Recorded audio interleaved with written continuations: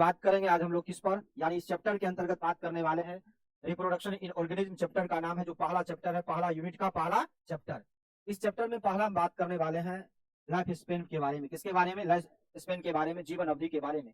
यानी कि जितने भी चीज अभी तक आपको पढ़ाए हैं सभी चीजों पर एक एक करके हम लोग क्या करेंगे, लेक्चर के माध्यम से जानेंगे।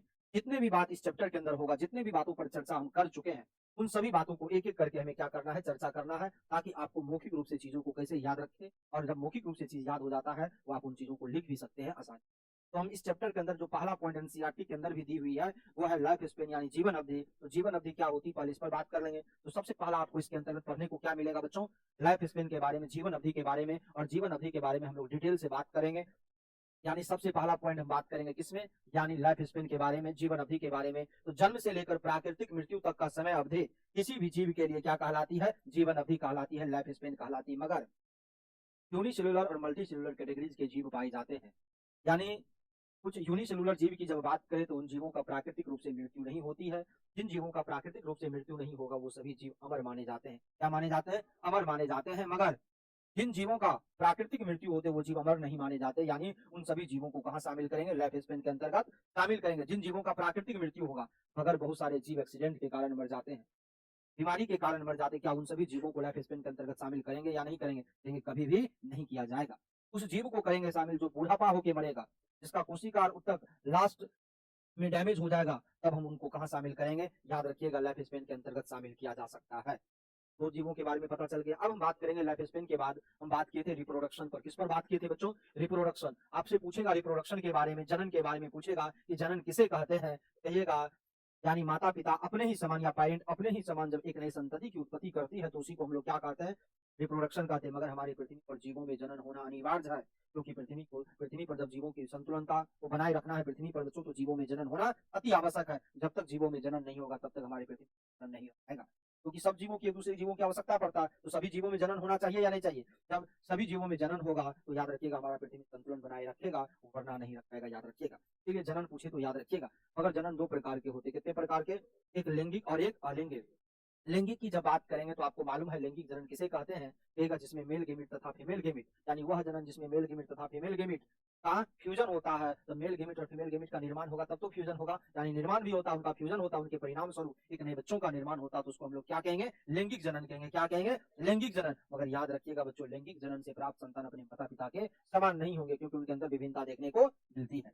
मगर एक बात और याद रखिएगा, लैंगिक जनन यूनिसेक्सुअली और बाइसेक्सुअली रूप से कार्य करते हैं। ये बात भी आप लोगों को पढ़ाए होंगे। उनके बाद आपसे पूछा जाएगा विशेषता लैंगिक जनन का। लैंगिक जनन के द्वारा प्राप्त संतान अपने माता पिता के समान नहीं। लैंगिक जनन के अंतर्गत बच्चों म्यूसिस और माइटोसिस दोनों काम करेंगे। और याद रखिएगा लैंगिक जनन के अंदर दो गेमिट होने की बात किया जाएगा, मेल गेमिट और फीमेल गेमिट दोनों गेमिट की बात किया जाएगा। और अब हम बात करेंगे बच्चों अलैंगिक पर। बात करेंगे किस पर? अलैंगिक में याद रखिएगा वह जनन जिसमें मेल गेमिट तथा फीमेल गेमिट का निर्माण नहीं होती है। जब मेल गेमिट और फीमेल गेमिट का निर्माण नहीं होगा तो फ्यूजन भी नहीं होगा, फिर भी एक जीव अकेले एक नई संतति को जन्म दे सकता है या जन्म देने के काबिल होते, उसको हम लोग क्या कहेंगे? अलैंगिक जनन कहेंगे। और अलैंगिक जनन से प्राप्त संतान अपने माता पिता के क्या होते हैं बच्चों? समान होते हैं। कहिएगा क्यों समान होते? इसके पीछे कुछ तो रीजन होगा ना। कहिएगा अकारिकी और अनुवांशिकी के कारण। किसके कारण? अकारिकी और अनुवांशिक। जब अकारिकी और अनुवांशिकी जब एक साथ कार्य करते हैं तो उसको कहते हैं क्लोन, उसको कहते हैं एक पुंजक। अब आपसे पूछेगा एक पुंजक किसे कहते हैं, क्लोन किसे कहते हैं? कहिएगा अलैंगिक जनन से प्राप्त संतान जब अपने माता पिता के समान होते हैं तो उसी को हम लोग क्या कहते हैं? एक पुंजक यानी क्लोन कहते हैं। कोई दिक्कत? अब हम बात करेंगे अलैंगिक जनन के टाइप्स पर बात करेंगे। अलैंगिक जनन के प्रकार, निम्न प्रकार के अलैंगिक जनन की बात हम लोग किए थे। निम्न में सभी बातों पर चर्चा भी किए थे, सभी चीजों को पढ़े भी थे बहुत बेहतरीन ढंग से। अब हम सभी बातों को पहले बता देते हैं, सभी पर एक बार नाम को एक बार चर्चा कर लेते हैं, उसके बाद एक एक करके हम लोग बात करने वाले हैं। पहला फ्यूजन पढ़े थे, बडिंग पढ़े थे, टोरुलेशन पढ़े थे, फर्मेंटेशन पढ़े थे, रीजनरेशन पढ़े थे, कोलेडिया पढ़े थे, स्पोरुलेशन पढ़े थे, पार्थनोजेनेसिस पढ़े थे और वेजिटेटिव रिप्रोडक्शन पढ़े थे। कोई दिक्कत? अब हम बात करेंगे बच्चों क्या, सबसे पहला विखंडन की बात करेंगे। सबसे पहला किसकी बात करेंगे? विखंडन। विखंडन क्या होता है आपसे पूछा जाएगा, कहेगा वह अलैंगिक जनन जिसमें एक कोशिकीय जनक विभाजित होकर दो या दो से अधिक संततियों का निर्माण करती है, उसी को हम लोग क्या कहते हैं? विखंडन कहते हैं। मगर विखंडन एग्जाम्पल किसको रखेंगे? अमीबा को रखेंगे, पिरामिशियम को लेकर रखेंगे, रखेंगे या नहीं रखेंगे? अब कहिएगा विखंडन पर बात कर लिए। विखंडन भी दो प्रकार के होते हैं, एक बाइनरी और एक मल्टीपल। बाइनरी फ्यूजन और मल्टीपल फ्यूजन की बात करेंगे तो द्विविखंडन और बहुविखंडन। बाइनरी फ्यूजन किसे कहते हैं ये बात आपसे पूछेगा, कहिएगा वह फिजन जिसमें एक कोशिकीय जनक विभाजित होकर दो संततियों का निर्माण करती है, उसी को हम लोग क्या कहते हैं, बाइनरी फिजन कहते हैं। एग्जाम्पल में अमीबा ले सकते हैं। अमीबा का शेप याद रखिएगा इरेगुलर होता है और निश्चित रूप में दिखता है, किसी भी प्रकार से शेप उनका दिखेगा, किसी भी रूप में दिखेगा। और याद रखिएगा अमीबा भोजन करता है किसके माध्यम से, मालूम है या नहीं है। फिलोपोडिया की बात करें यानी पूछा जाएगा किसके, फूटपाल के माध्यम से भोजन बनाने का कार्य अमीबा कर सकते हैं या अमीबा करते हैं। उनके बाद हम बात करेंगे मल्टी सेलुलर की बात करेंगे। वह अलिंगी वह बीजन जिसमें एक कोशिकीय जनक विभाजित होकर दो या दो से अधिक संततियों का जब निर्माण करती है तो उसी को हम लोग क्या कहते हैं, बहुविखंडन। इसमें एक जीव का हम लोग एग्जाम्पल लिए थे प्लाज्मोडियम, किसका लिए थे, और प्लाज्मोडियम में बच्चों याद रखिएगा इस प्रकार के प्लाज्मोडियम वाले जीव हम बताए थे या नहीं बताए थे, याद है आप लोगों को। और इस प्रकार के जीव एक केंद्र का, यही केंद्र कई बराबर हिस्सों में बटेगा कि नहीं बटेगा। और जब बराबर हिस्सों में बटेगा बच्चों तो केंद्र की संख्या बहुत ज्यादा होगा कि कम होगा, बहुत ज्यादा होगा। और बहुत ज्यादा होने के बाद बच्चों याद रखिएगा केंद्र की संख्या बहुत ज्यादा हो रहा है, इसका मतलब केंद्रक आगे चलकर इसमें भरेगा तो कोशिका ब्रेक करेगा कि नहीं करेगा। और जब कोशिका ब्रेक करेगा तो आगे चलकर क्या होगा बच्चों, इस प्रकार से कोशिका ब्रेक किया, टूट गया, और टूटने के बाद सभी जो केंद्रक वाला हिस्सा था वो बाहर निकलेगा या नहीं निकलेगा। और जब बाहर निकलेगा तो यही करके क्या कर लेगा, पैंट बॉडी के समान बन जाएगा, एक नए जीव के रूप में प्राप्त हो जाएगा। और ये नए जीव के रूप में प्राप्त हुआ इसके कारण कहिएगा अलैंगिक जनन हुआ। और अलैंगिक जनन में कौन सा कहिएगा, विखंडन, विखंडन में भी कौन सा रहेगा, मल्टीपल फिजन। और कितना हुआ, मल्टीपल फिजन। क्या ये बात याद रहेगा सबको। अब आइए पहला प्रकार तो हम लोग समझ गए, दूसरा प्रकार पर चर्चा करेंगे। दूसरा प्रकार है बडिंग, क्या नाम है, बडिंग। बडिंग को हिंदी में मुकुलन कहते हैं, क्या कहते हैं। और बडिंग के अंदर एक वर्ड हमें सिलेक्ट करना, बर्ड, क्या सिलेक्ट करना है, बर्ड। अब बर्ड क्या होता है, आपके मन में सवाल तो आएगा ना, बर्ड होता क्या, आखिर बर्ड क्या किसे कहते हैं। एक वह अलैंगिक जनन जिसमें बर्ड के द्वारा, किसके द्वारा, बर्ड के द्वारा जब एक नई संततियों का निर्माण, एक नए जीव का निर्माण होती है, उसी को हम लोग क्या कहते हैं, बडिंग कहते हैं, क्या कहते हैं, बडिंग कहते हैं। अब बडिंग भी समझे, बडिंग में एग्जाम्पल को तो लेना पड़ेगा ना। हाइड्रा और ईस्ट की बात करेंगे। हाइड्रा और ईस्ट में एक उभार आता है, एक्स्ट्रा उभार, बॉडी के ऊपर जब एक एक्स्ट्रा उभार है वो बाह्य रूप में भी उभार आएगा और आंतरिक रूप में भी उभार आएगा, तो हम इसको हम लोग क्या कह सकते हैं, बडिंग कह सकते हैं। और बडिंग भी दो प्रकार के होते हैं, कितने प्रकार के, एक बडिंग का नाम होगा बच्चों एक्सटर्नल और एक का नाम होगा इंटरनल। जब पेरेंट फीमेल के बॉडी के अंदर जब उभार निकले तो उसको कहेंगे इंटरनल, और पेरेंट बॉडी के बाहर निकले तो उसको कहेंगे एक्सटर्नल। यानी अंदर तो आंतरिक और बाहर तो बाह्य। कोई दिक्कत यहाँ तक, अंदर होगा तो आंतरिक और बाहर होगा तो आंतरिक में बर्ड निकलेगा, क्योंकि बॉडी के अंदर, और बॉडी के अंदर से ही एक नया जीव के रूप में प्राप्त हो जाएगा, अंदर से ही निकल जाएगा। अगर बाह्य में तो पता ही चलता, क्लियर पता है, और अंदर से ही क्या होगा देखिएगा। कभी कभी ऐसा होता है कि बहुत सारे ऐसे प्लांट होता है जो अंदर से ही क्या करता है, अपना एक नया पौधा को प्रकट कर लेता है। ऐसा होता या नहीं हो, रुकावट के बाद भी वो बाहर निकल जाता है, ऐसा होता या नहीं होता। उसी तरह आपको याद रखिएगा एक्सटर्नल और इंटरनल दोनों बडिंग देखने को मिलेगी। इसमें आपको अमीबा ले लीजिएगा एग्जाम्पल में, ईस्ट वगैरह भी ले लीजिए, और बहुत सारे जीव पर बात करेंगे। अब हम बात करेंगे बडिंग के बाद टोरुलेशन पर बात करेंगे। जिस तरह से बडिंग पर हम लोग बात किए उसी तरह से बात करेंगे किस पर बच्चों, टोरुलेशन पर। टोरुलेशन के अंदर एक वर्ड होता है टोरुला, क्या होता है, टोरुला। इस तरह से बडिंग के अंदर एक वर्ड को सिलेक्ट किया जिसका नाम था बड, उसी तरह टोरुलेशन के अंदर एक वर्ड को सिलेक्ट करना जिसका नाम है टोरुला।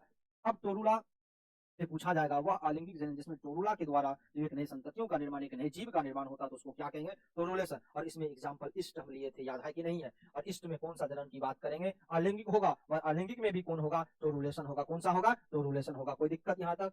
अब बात करेंगे टोरुलेशन के बाद होगा फ्रेगमेंटेशन। अब याद है ना फ्रेगमेंटेशन के बारे में हम चर्चा, खंड हिंदी में क्या कहेंगे, खंडन कहेंगे। अब ये होता क्या है, एक वह अलैंगिक जनन जिसमें फिलामेंटस पैरेंट, ध्यान से सुनिएगा, फिलामेंटस पैरेंट विभाजित होकर कई खंडों में टूटेगा, कई खंडों में टूटेगा। और प्रत्येक खंड विकसित करके जब वही ऑफस्प्रिंग बन जाए, वही एक जीव बन जाए या जीव के रूप में प्राप्त हो जाए तो उसी को हम लोग क्या कहेंगे, फर्मेंटेशन कहेंगे, खंडन कहेंगे। इसमें तीन जीवों पर चर्चा की, स्पाइरोगैरा, यूरेथ्रिक्स और स्टारफिश पर चर्चा किए होंगे, हम लिखा चुके हैं इन बातों को। और स्पाइरोगैरा अपने ही समान एक नए जीव को जन्म देगा, वो किसके कारण कहिएगा, फ्रेगमेंटेशन के कारण। फिलामेंट टूटेगा कई खंडों में और वही टुकड़ा विकसित होगा, और विकसित करके एक नए संतति, एक नए जीव के रूप में प्राप्त होगा, तो उसको हम लोग कहते हैं फ्रेगमेंटेशन। तीनों जीवों का नाम याद रखिए। सीरीनुमा टाइप का डायग्राम बताए थे, याद होगा आप लोगों को, स्पाइरोगैरा का डायग्राम बताए थे। अब हम बात करेंगे कोनेडिया पर। कोनेडिया में हम दो जीवों पर चर्चा किए थे, याद होगा आप लोगों को। एक स्पॉन्जिलस पर बात किए थे, एक पेनिसिलियम पर बात किए थे, याद है या नहीं है। स्पॉन्जिलस और इसमें पेनिसिलियम का डायग्राम बनाए थे। अच्छा इससे पहले रीजनरेशन की बात कर लेते हैं, एक पॉइंट आपको, अच्छा रीजनरेशन पर पहले बात कर लेते हैं। रीजनरेशन क्या होता है तो कहिएगा क्या, कि किसी कारण से पेरेंट बॉडी, ध्यान से सुनिएगा, किसी कारण से खोए हुए या कटे हुए या लुप्त हो गए और वो अंग पुनः जब वापस आ जाता तो उसी को हम लोग क्या कहते हैं, रीजनरेशन। हम एग्जाम्पल किस पर बात किए थे, याद है, प्लेनेरिया पर बात किए थे, लिजार्ड पर बात किए थे, हाइड्रा पर बात किए थे। ये किसी कारण से कोई अंग कट गया हो, खो गया हो या लुप्त हो गया हो, वो अंग पुनः जब वापस आ जाता तो उसी को हम लोग क्या कहते हैं बच्चों, रीजनरेशन कहते हैं। और एग्जाम्पल याद रखिएगा तीनों, इसके बाद हम पढ़ेंगे कोनेडिया। क्या पढ़ेंगे? कोनेडिया। और कोनेडिया में दो जीव, पेनिसिलियम और स्पॉन्जिलस। होता क्या, जरा सा हम बात कर लेते हैं इस पर। बच्चों हम बात करेंगे, आपको डायग्राम हम बताए थे पेनिसिलियम का, याद है आप लोगों को? याद होनी चाहिए बच्चों। और इस प्रकार के डायग्राम बताए थे, और इस प्रकार के डायग्राम में बच्चों हम याद रखिएगा एक श्रृंखलाबद्ध रूप में हम बताए थे या नहीं बताए थे? और ये श्रृंखला के रूप में होगा बच्चों, और यही आगे चलकर क्या होगा, इसके ऊपर श्रृंखला होने के बाद एक श्रृंखला है ना, शीर्ष वाला हिस्सा, और इसमें सब में केंद्रक दिखेगा या नहीं दिखेगा बच्चों? सब में केंद्र, और यही जो होता है कोनेडिया के रूप में जाने जाते हैं, या इसी को स्पोर कह देंगे तो कोई दिक्कत। और यही टूट कर क्या हो जाएगा, एक नए जीव के रूप में प्राप्त होगा या नहीं होगा? अब कहेंगे बच्चों, ये यही क्या होगा, एक नए जीव के रूप में प्राप्त होगा। हम यहाँ केंद्रक दिखा सकते हैं या नहीं दिखा सकते? सब में केंद्रक होगा, यहाँ भी, यहाँ भी। बहुत खुश नजर आ रहे हैं दीदी, क्या बात है?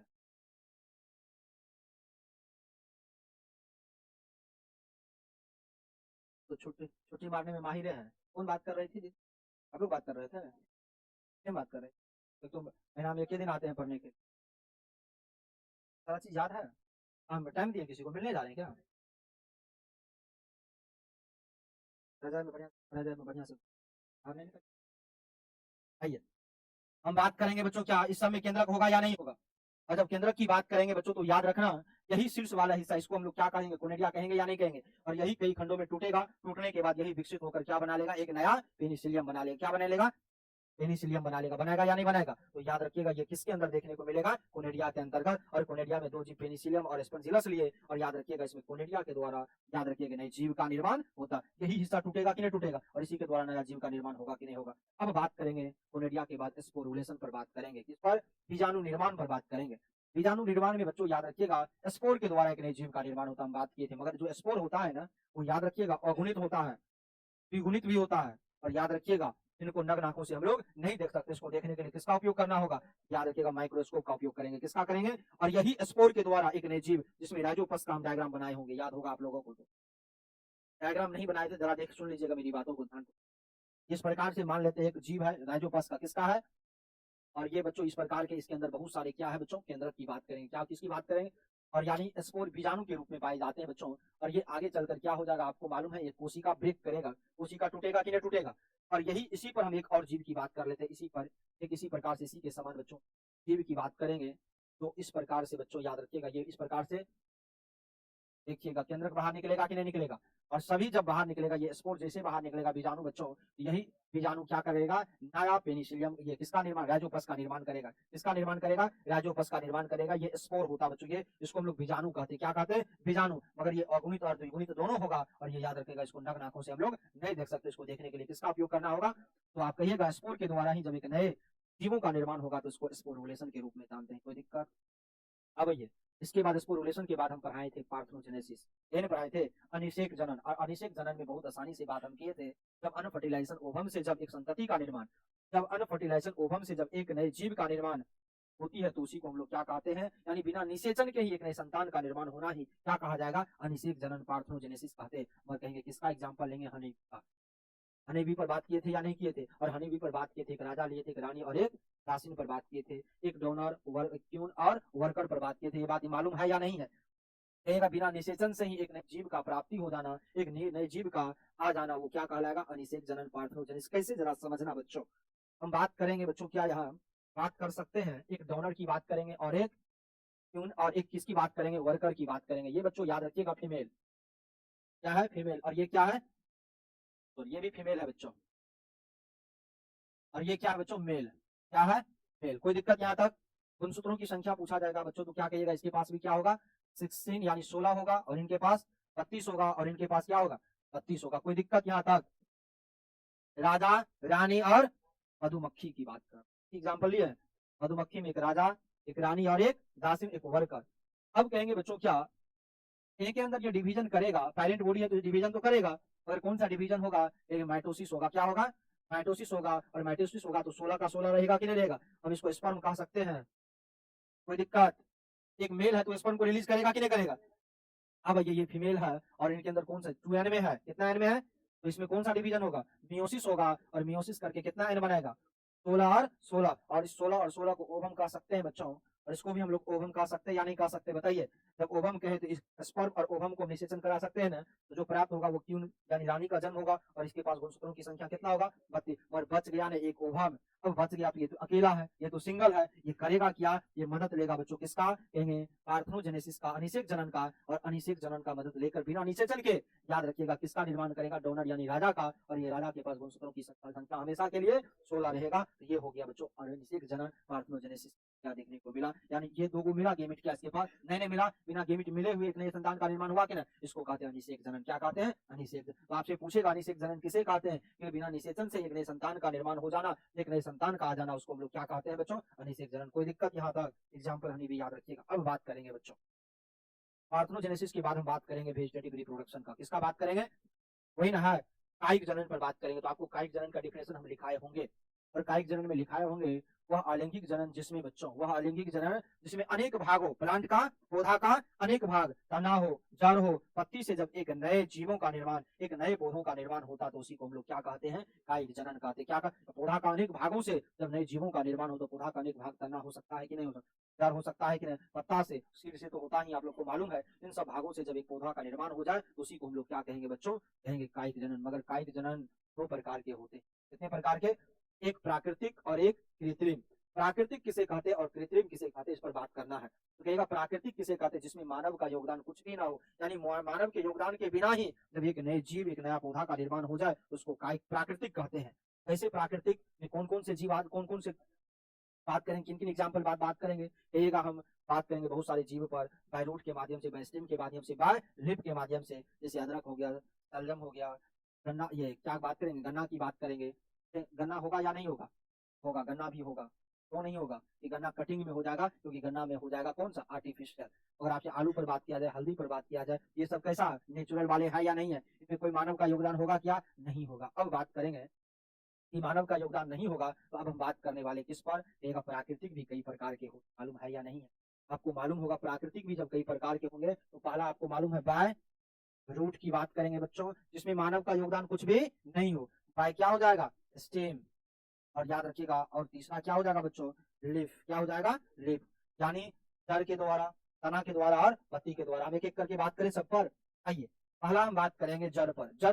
जड़ ऐसा कौन सा पौधा है जो जड़ के द्वारा एक नए पौधों का निर्माण करता है, तो आपको मालूम होगा कि शकरकंद की बात करेंगे, अमरूद की बात करेंगे और शीशम पर बात करेंगे। ये जड़ के द्वारा ही एक नए पौधों को जन्म दे सकता है। अब बात करेंगे नेक्स्ट पॉइंट, तना के द्वारा। तना में अनेक प्रकार से एक नए जीव का निर्माण होता है, कैसे जरा सुनिएगा। तना में 5 जनन का हिस्सा पाया जाएगा, अलग अलग तनों में अलग अलग जनन का हिस्सा।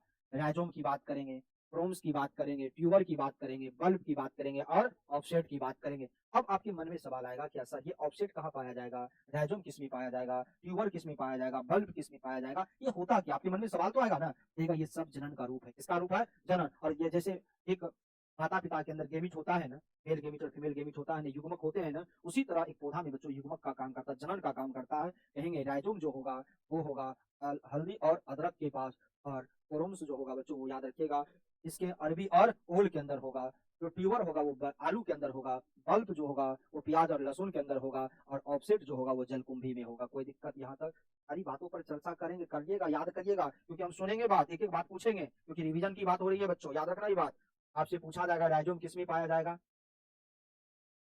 पूछा जाएगा कोरोम्स किस में पाया जाएगा, पूछा जाएगा ट्यूबर किस में पाया जाएगा, पूछा जाएगा बल्ब किस में पाया जाएगा, और पूछा जाएगा ऑफसेट किस में पाया जाएगा। तो आप कहिएगा एक आलू तब अपने एक नए आलू को जन्म देगा जब उस आलू के अंदर ट्यूबर होगा, आई बड होगा। एक हल्दी और अदरक तब एक नए हल्दी को जन्म देगा जब उनके अंदर राइजोम की बात किया जाए। और राइजोम का हिंदी आपको मालूम है ना, परकंद होता है, सबका हिंदी पर हम चर्चा कर चुके हैं। आइए अब बात करेंगे पत्ते के द्वारा एक नए पौधों का निर्माण कौन सा होगा, लिप के द्वारा एक नए पौधों का निर्माण कौन कौन से ऐसे है पौधे जो लिप के द्वारा अपने पत्तों का जन्म, एक नए पौधों का निर्माण। तो कहेगा ब्रायोफिलम और बिंगोलिया, दो पौधा पर बात करेंगे, एक ब्रायोफिलम और एक बिंगोलिया। ये दो पौधा ऐसे पौधे माने जाते हैं जो पत्ती के द्वारा ही एक नए पौधों का निर्माण करेगा। किसके द्वारा बच्चों, पत्ती के द्वारा ही एक नए पौधों का। कहेगा कौन सा पौधा, कहेगा ब्रायोफिलम और बिंगोलिया, याद रहेगा। तो आपको तीनों बातों पर चर्चा हो गया या नहीं, प्राकृतिक खत्म हुआ या नहीं हुआ। अब ये बात करेंगे इस पर, कृत्रिम पर बात करेंगे, आर्टिफिशियल पर बात करेंगे, जिसमें मानव के क्रियाकलापों के द्वारा एक नए पौधों का निर्माण हो, जिनमें मानव का क्रियाकलाप हो, वो कौन सा पौधा है उस पर बात करेंगे या नहीं करेंगे। देखिए ये कितने प्रकार के होंगे, तो कहेंगे 4 प्रकार हम बताए हैं आपको। पहला बताए हैं कटिंग, ग्राफ्टिंग, लेयरिंग और एयर लेयरिंग। अब आपके मन में सवाल आएगा, सर कटिंग क्या होता है, ग्राफ्टिंग क्या होता है, लेयरिंग क्या होता है और एयर लेयरिंग क्या होता है, सबको जानिएगा या नहीं जानिएगा? कहिएगा। कटिंग की बात करें, आपको गन्ना का नाम तो मालूम है, गन्ना का मालूम है, गन्ना का पौधा को कई टुकड़ों में काट सकते हैं, कई टुकड़ों में काटेंगे और सभी टुकड़ों को मिट्टी में दबाएंगे तो क्या एक नया पौधा बनेगा कि नहीं बनेगा, तो उसको हम कटिंग कर सकते हैं या नहीं कर सकते। दूसरा, लेयर ग्राफ्टिंग की बात करें तो कहिएगा ग्राफ्टिंग हम आम के साथ करा सकते या नहीं करा सकते, मगर आम का ही जाति हो, का जाति हो, आम का ही जाति हो और आम में किस्में अलग अलग हो, जैसे बम्बई की बात करें, कलकतिया की बात करें, मालदा की, इस प्रकार का किस्म का नाम सुने हैं, खाए हैं या नहीं खाए हैं? इस प्रकार के आम के अनेक किस्में पाई जाते हैं, मगर किस्म अलग अलग होगा, मगर याद रखना बच्चों, आम का जाति है तो आम का ही होना चाहिए। अब मान लेते हैं एक कलकतिया है और एक बम्बई मान लेते हैं, एक का रूट लेंगे और एक का सूट सिस्टम लेंगे। हम आपको बताए हैं रूट सिस्टम और सूट सिस्टम पर चर्चा किए हैं, तो एक का रूट सिस्टम और एक का सूट सिस्टम को आपस में जब जोड़ेंगे तो क्या उसमें ग्राफ्टिंग हुआ या नहीं हुआ, ग्राफ्टिंग होगा कि नहीं होगा, तो कहेंगे इस प्रकार से हम पौधों में ग्राफ्टिंग करा सकते हैं। अब हम बात करने वाले हैं बच्चों पर, कहिएगा किस पर, लेयरिंग पर। लेयरिंग में क्या होता है कि नींबू का पौधा आप सिलेक्ट कर सकते हैं, नींबू के पौधा को जब सिलेक्ट करिएगा तो सिलेक्ट में नींबू के पौधा को तना में यानी पौधा में लगे रहेगा तना, और उसमें थोड़ा सा छिलका को हटा दीजिएगा तना में और उसको मिट्टी में दबा दीजिएगा, 10 दिन 15 दिन के बाद देखिएगा उसमें रूट निकल जाता है, निकलता है या नहीं निकलता, और जहां से रूट निकलता उसे पहले कटिंग करके कहीं मिट्टी में दबा सकते हैं या नहीं दबा सकते। और गुलाब में भी हो सकता है, बहुत सारा प्लांट में हो सकता है। अब कहेंगे इसको हम लोग इस प्रकार से करेंगे तो इसको लेयरिंग कहेंगे। और एयर लेयरिंग किसको कहते हैं, ये भी बात तो आप पूछेंगे ना, कहेंगे क्या नींबू का ही पौधा है तो मिट्टी में उसको दबाना नहीं, अब उसको गीली मिट्टी ले लेंगे, पोलोथीन ले लेंगे, थोड़ा सा छिलका को छील देंगे और मिट्टी को दे देंगे, उसके ऊपर क्या होगा, पोलोथीन से बांध देंगे, क्या जिस कुछ समय के बाद उसे रूट निकलेगा कि नहीं, जैसे रूट निकलेगा उसे पहले कटिंग करके कहीं लगा सकते या नहीं लगा सकते, इसको क्या कहेंगे, एयर लेयरिंग। कोई दिक्कत यहाँ तक?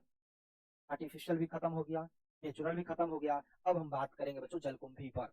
जलकुंभी के बारे में बहुत बात पर चर्चा की है, एक जलकुंभी हमारे भारत में क्यों आया, जलकुंभी हमारे भारत में क्यों आया, लाने वाले कौन थे, कब आया और कहां से लाया, और लाया तो इसको टेरर ऑफ बंगाल क्यों कहा गया, ये भी बातों पूछिएगा ना। अब समझिएगा, एक एक बातों पर चर्चा करते हैं बच्चों। कहिएगा जलकुंभी जो होता है, जिसको हम लोग अनेक नामों से जानते हैं, आपको मालूम इसका वैज्ञानिक नाम वगैरह हम लिखा चुके हैं। कहिएगा अंग्रेजों के द्वारा दक्षिण अमेजन नदी है बच्चों, याद रखिएगा, अमेरिका से लाया गया और अंग्रेजों के द्वारा सुंदरता के कारण लाया गया। किसके कारण? और सुंदरता के कारण भारत में सबसे पहले बंगाल में लाया। कहाँ लाया गया? बंगाल में। और बंगाल में जब लाया गया बच्चों तो याद रखिएगा, बंगाल में जिस जलाशय के अंदर इसको दिया गया, कम ही समय में बहुत तेज, क्योंकि इसमें वृद्धि बहुत तेजी से होती है, और जैसे मान के जलाशय तो कम ही समय में पूरे क्या किया, जलाशय को ढक लिया। और उस जलाशय के अंदर जीव तो पाया जाएगा ना, जीव तो होगा ना, तो उसका जीव जो है ना, उस जलाशय के जीव धीरे धीरे मरने लगा। क्या हुआ? मरने लगा। अब क्यों मरने लगा, इसके पीछे तो कारण, क्योंकि वो ऑक्सीजन का कमी होने लगा जीवों को। क्यों? क्योंकि वो जलाशय पूरे जल को क्या किया, छेक लिया, जिनके कारण वो ऑक्सीजन अवशोषित करने लगा और धीरे धीरे जीव मरने लगा। तो बंगाल के लोगों के द्वारा टेरर ऑफ बंगाल कहा गया, यानी बंगाल के आतंक जलकुंभी को। ये बात कब कहा? 1896 ईस्वी में लाया गया, मगर तब तक 1950 आते आते पूरे बंगाल में और उसके साथ साथ असम में पूरे फैल गया। कौन चीज? ये जलकुंभी फैल गया, पता चल गया, तब जाकर उनको टेरर ऑफ बंगाल के रूप में जाने जाता है। बात हम उस पर भी कर लेते हैं, विटामिन, और उसमें विटामिन पाया जाएगा, कैल्शियम पाया जाएगा, ये सारी बात हम लिखाए नहीं होंगे, मगर हम चर्चा जरूर किए होंगे। इसमें पोषक तत्व पाया जाएगा, प्रचुर मात्रा में पोषक तत्व पाया जाएगा। कौन कौन सा जरा बताएंगे कोई? क्या पोषक तत्व में सबसे पहला, दूसरा, तीसरा, चौथा, पांचवा, विटामिन सी की, ये सब पोषक तत्व पाया जाएगा या नहीं पाया जाएगा? और ये पोषक तत्व किसमें? जलकुंभी में पाया जाएगा। और याद रखना बच्चों, मुहासे सबका नाम से पिंपल्स वगैरह जो निकल जाता है, उस याद रखना, इसको मेडिसिन के रूप में हम यूज कर सकते हैं, या याद रखिएगा। कोई दिक्कत? जलकुंभी पर पूरा लेक्चर खत्म हो गया। अब बात करेंगे बच्चों जलकुंभी के बाद लाइफ स्पेन, जीवों के जीवन अवधि पर बात करेंगे। और जीवों की जीवन अवधि कितना प्रकार के बताए थे? 3 प्रकार में। एक बताए थे जुवेनाइल फेज, और एक पढ़ाए थे बच्चों रिप्रोडक्टिव फेज, और एक पढ़ाए थे सेनेसेंट फेज। 3 अवस्था के रूप में जाने थे चीजों को। कितने अवस्था में? 3 अवस्था।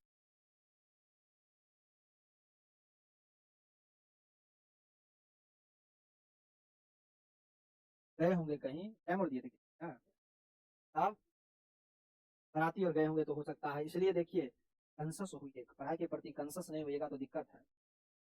जिंदगी तो सब जी लेता है, मगर जिंदगी को जीने के लिए कुछ न कुछ कुछ खास चीज होनी चाहिए जीने में।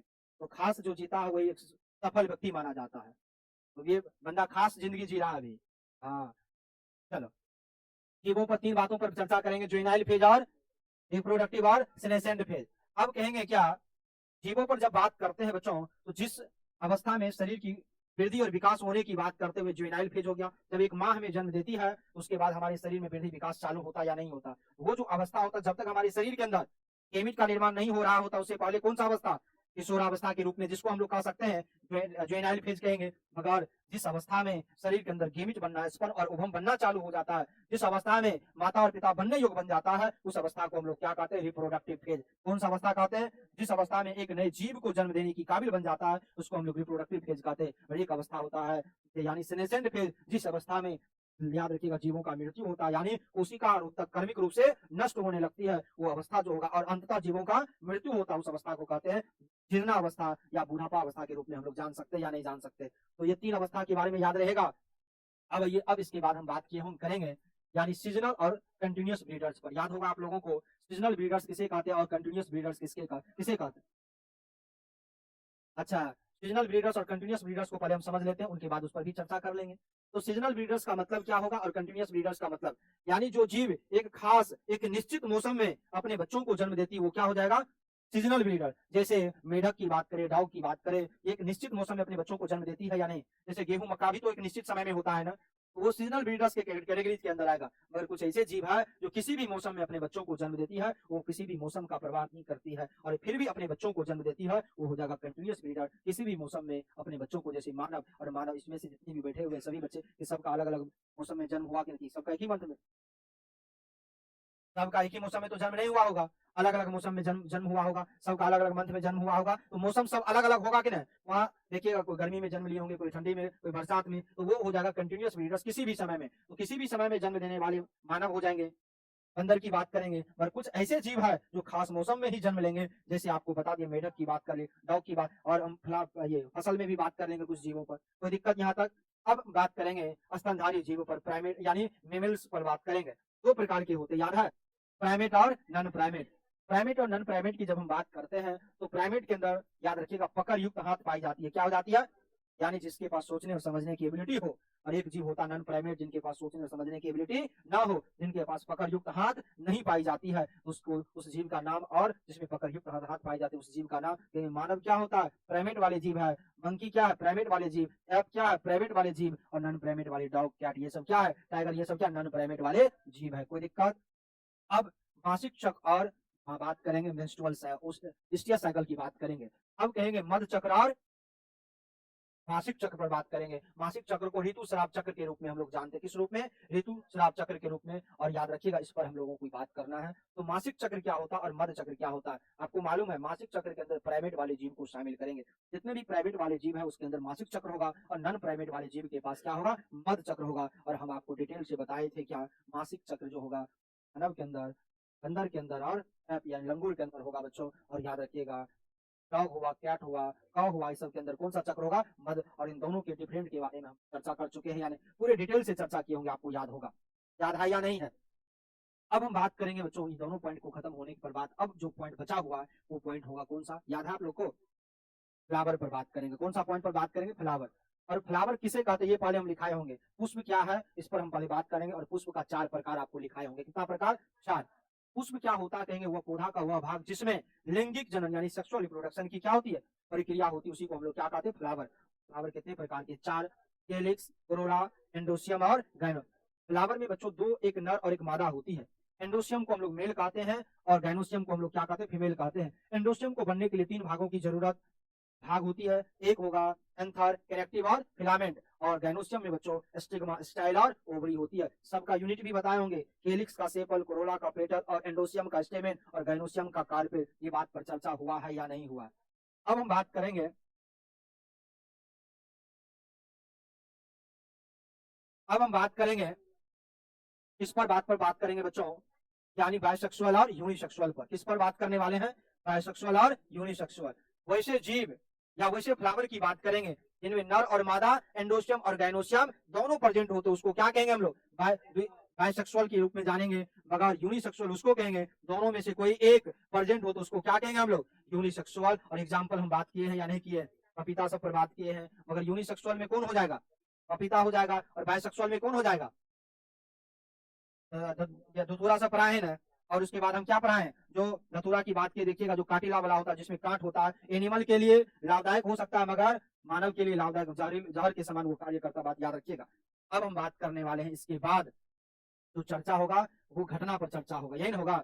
और लैंगिक जनन की 3 घटना पर बात करेंगे, और 3 घटना में सबसे पहला प्री फर्टिलाइजेशन, फर्टिलाइजेशन और पोस्ट फर्टिलाइजेशन इवेंट, तीनों घटना के बारे में हम लोग जानेंगे। पहला घटना यानी निषेचन से पहले जो होगा वो हो जाएगा प्री फर्टिलाइजेशन इवेंट। इनके अंदर 2 बातों पर ध्यान देना होगा, एक गेमिटोजेनेसिस और एक गेमिट ट्रांसफर। गेमिटोजेनेसिस की बात करें बच्चों, गेमिट बनने की प्रक्रिया को हम लोग क्या कहते हैं, गेमिटोजेनेसिस। अब आपके मन में आएगा गेमिट क्या होता है, कहिएगा वह हैप्लॉइड रिप्रोडक्टिव सेल जो एक नई संतति को जन्म देने में सहायक होते हैं, उसी को गेमिट कहते हैं। और गेमिट भी दो प्रकार के होते हैं, एक होमोगेमिट और एक हेटेरोगेमिट। होमोगेमिट जब एक समान के गेमिट, एक समान रूप में गेमिट देखेगा तो होमो होगा, जब अलग अलग देखेगा तो हेटेरो होगा। आप कहिएगा सर क्या आपको मालूम है इस प्रकार के जब गेमिट देखे बच्चों तो याद रखिएगा ये क्या है, होमो है, ये हिट्रो है, कहेगा हिट्रो है। मगर याद रखिएगा दोनों जब इस प्रकार से दिखे तो क्या हो जाएगा बच्चों, होमो हो जाएगा होमो हो जाएगा। और जब इस प्रकार से दिखे तो बच्चों क्या हो जाएगा, हिट्रो हो जाएगा। कोई दिक्कत, याद रहेगा। अब आइए दोनों को पढ़ने के बाद हम बात किए थे किस पर जानते हैं, इस पर बात किए थे, मियोसाइट से पहले भी बात किए थे, 2n से n बनना और n से n बनना। अब कहिएगा 2n से n बनना और n से n बनना कैसे, आप जरा सा इनके बारे में हम लोग समझ लेते हैं। जब पैरेंट बॉडी की बात करें, पैरेंट बॉडी 2n में हो और इसको गेमिट बनने की बात किया जाए तो गेमिट तो n होगा, आपको मालूम है या नहीं है। तो इसमें कौन सा डिवीजन होने की बात करेंगे, मियोसिस की बात करेंगे। मगर जब पैरेंट बॉडी बच्चों n में हो और इससे गेमिट बनने की बात करें तो गेमिट भी तो n में होता है, तो कौन हो जाएगा, कहेंगे माइटोसिस हो जाएगा। कौन हो जाएगा, माइटोसिस हो जाएगा। यानी कि बच्चों n से n बनना हो तो माइटोसिस और 2n से n बनना हो तो मियोसिस। कोई दिक्कत यहाँ तक। अधिकांश जो जीव होगा बच्चों उस पर ये काम करेगा और कुछ ही जीव जो होगा इस पर काम करेगा।